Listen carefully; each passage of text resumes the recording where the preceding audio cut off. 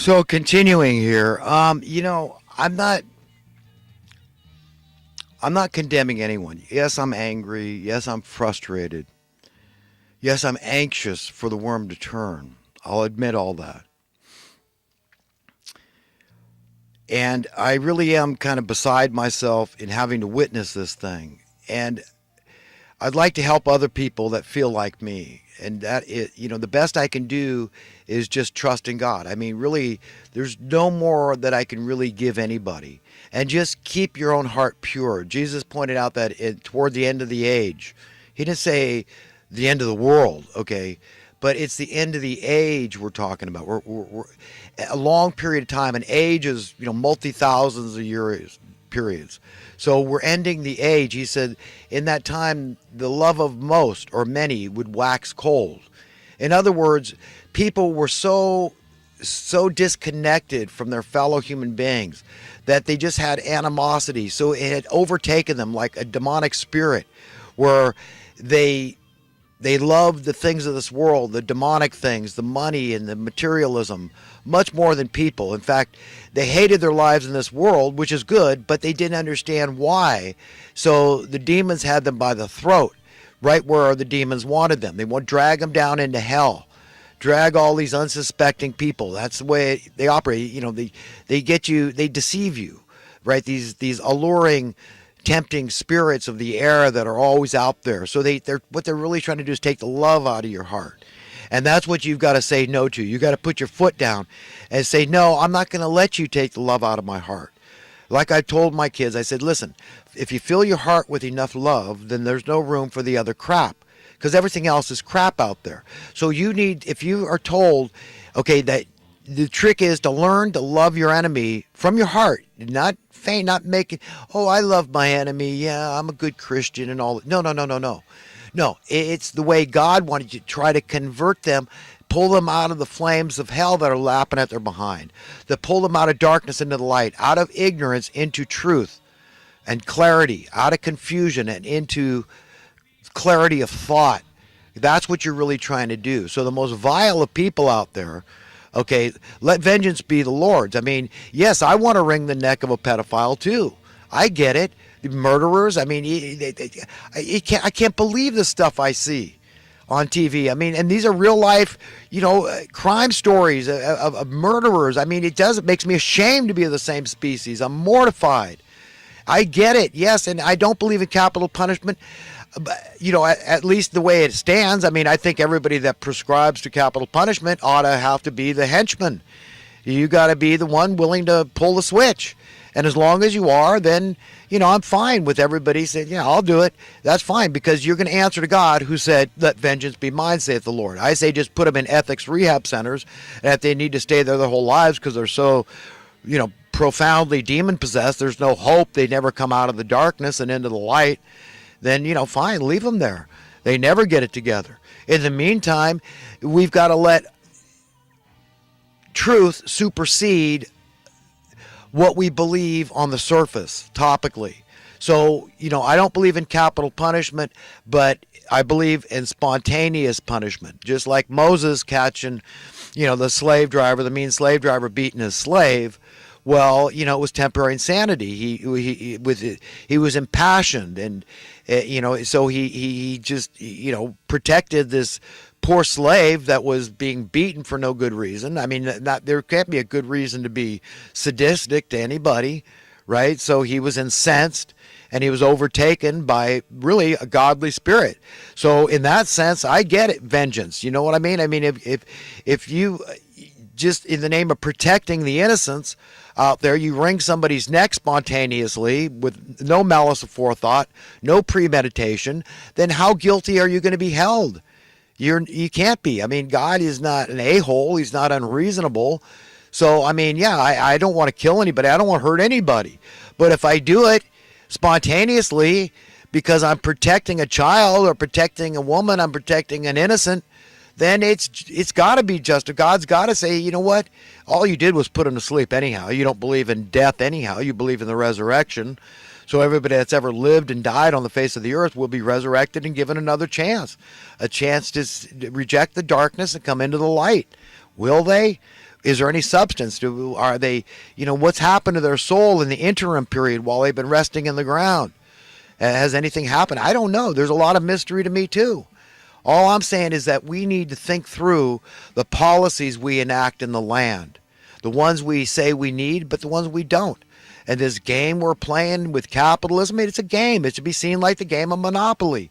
Who the hell wants to go into playing a game of Monopoly if you know half the players have the game rigged, that they have these special privileges exclusive to them, that they have an advantage? You don't want to play a game like that.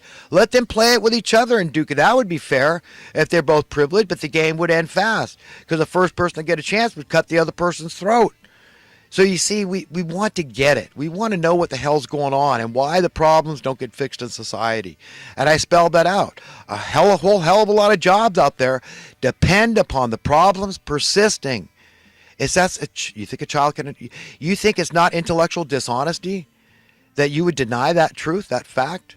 And it'd be a whole hell of a lot cheaper. I mean, the taxes you pay to government entities and the money you pay to private entities, that it would be dramatically less. Therefore, automatically, your currency would be worth dramatically more.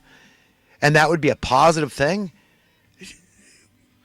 You think these things, I get it. And you need to get it. You need to understand the profound implications of their paradigm, the pattern of doing business in society, how different that would be. What a departure from the way things have been going for a long, long time. And in America, at least since 1963, since they murdered JFK, we haven't had true capitalism. But they had to be slow at first. So it started off slow boil, the frog. And then they stepped it up. Slick Willie got rid of the Glass-Steagall Act. Nixon got us off the gold standard. Okay, Ronald Reagan pointed out, look, he called it fuzzy math. He coined that term, fuzzy math. That's what these people are doing, fuzzy math. And as much as I think Ronald Reagan was kind of a bumbling idiot for the most part, he was a nice guy. He was genuine. I think he wanted the best for America. He was a good patriotic guy.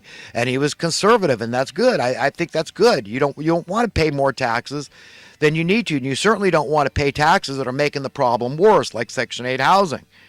Okay, so you see, we've just had one problem after another. Slick Willie and that thing that he got rid of, that Glass-Steagall Act, okay, resulting in the bankster bailout in 2008. Do you understand how this thing works? It's not happening in a vacuum. There's these steps they've taken. And then, you get this mass bailout, and they got this quantitative easing that they do.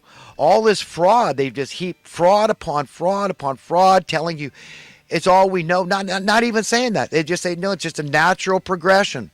This is just what happens, man. I mean, this is capitalism. They don't even say that. They just do it. That's it. And all these mainstream media mouthpieces that don't try at all to enlighten, to educate the people, to inform them properly, even though it's their job to be the cutting edge educators. They've got to concern themselves with their special interest groups, their advertisers, their sponsors. Okay, those are their owners, who owns the company, the Bilderberger groups, these type of people that are manipulating us and steering us and corralling us in the direction they want us to go. Okay, that's it. That's what they've done to us. That's why we're all so freaking brain dead when it comes to these issues. We don't get it. People think it's normal. They think cost of living inflation. Well, yeah, I'm so used to it. Of course, things just go up in price. That's what happens. That's why we have cost of living adjustments. Of course, the mainstream media doesn't want it. This could be a two-way street. Here's how.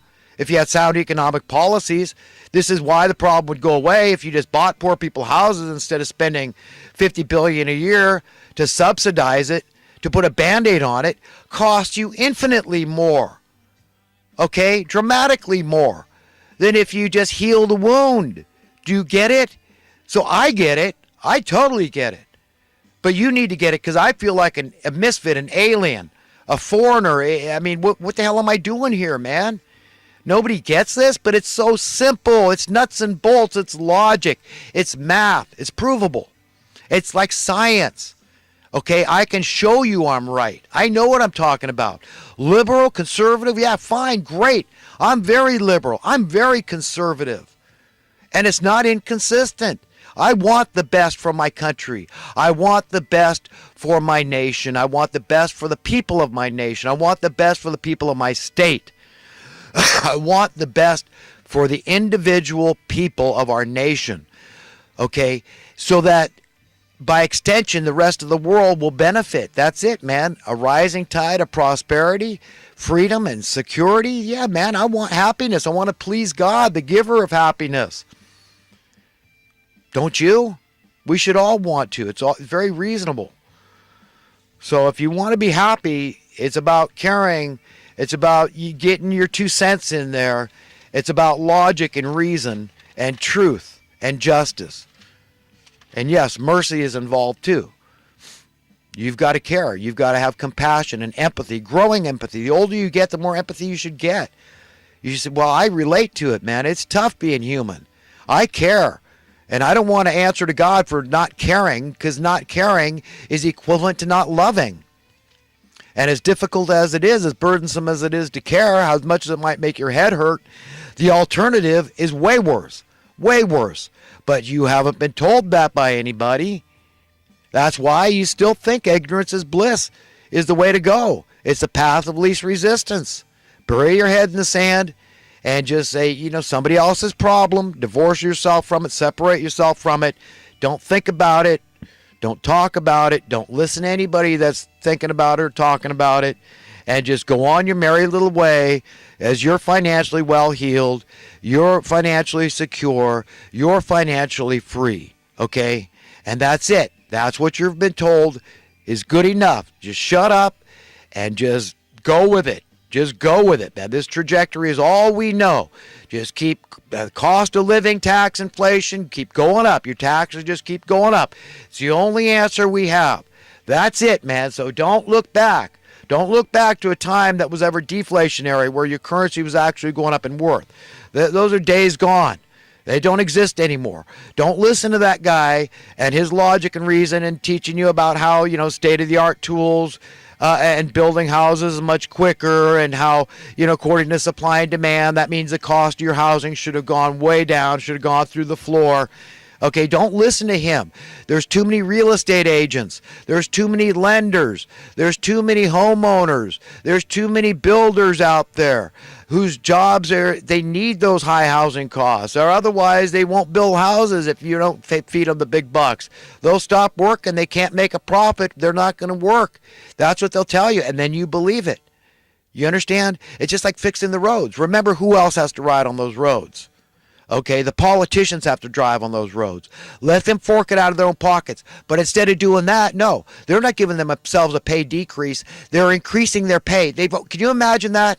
Couldn't you imagine? And you complain about unions and these politicos, these communistic, fascist politicos give themselves raises for doing an abysmal job and cheerleading to raise your taxes. And saying that's the only solution. And just look, these commercials they run, they're so wholly deceptive, telling you, look, if you're a bad human being. You're evil if you're not for higher taxes. You're stupid. You're an idiot. You're un-American. You're anti-socialist.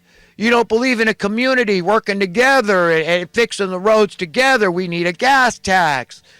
You're a bad human being if you don't believe in ever-growing cost of living inflation. And they give themselves a raise, making sure they insulate themselves, hedge their bets, so even if the gas tax doesn't pass, they still get more money.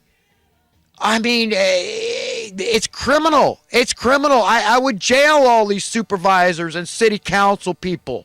I'm sorry if you don't like that. You're a bunch of freaking criminals. If you're working against the best interest of the people and lying and deceiving them, not trying to educate them when you think you know and it's information, it's just a trade secret. We know, but we can't let them know. I mean, this crap goes on all through the system, man. People think they're in the know, but information is power, knowledge is power, so you got to keep it. We don't want everybody to figure this out. We don't want it, so they think they're smarter than you. They're not, man. They're evil. And if being evil makes them smarter, then I guess they're smarter. In my mind, it doesn't. It's just going to buy them a one-way ticket to hell. That's all. So I'm their best friend. I'm the best friend of all these evil doing freaks out there, man. From all these sycophantic politicos, okay, to all the grand puppeteers, man, and all those in between, all these vile evildoers in between, man. These homicidal maniacs killing for money. Oh my God, help us. Help the species, man. We are in so much trouble, man. When our parents come home, we are in so freaking much trouble, man. And if all I can do is save my own butt, man, I'm down. If all you can do is save your own butt, be down. But go out and try to save other people's butt. You don't want their blood on your hands or on your head. This economic business is serious business, and it all ties into Scripture. It's the root of all evil, not some of it. If it was some of the evil, Jesus would have said so. But the love of money is the root of all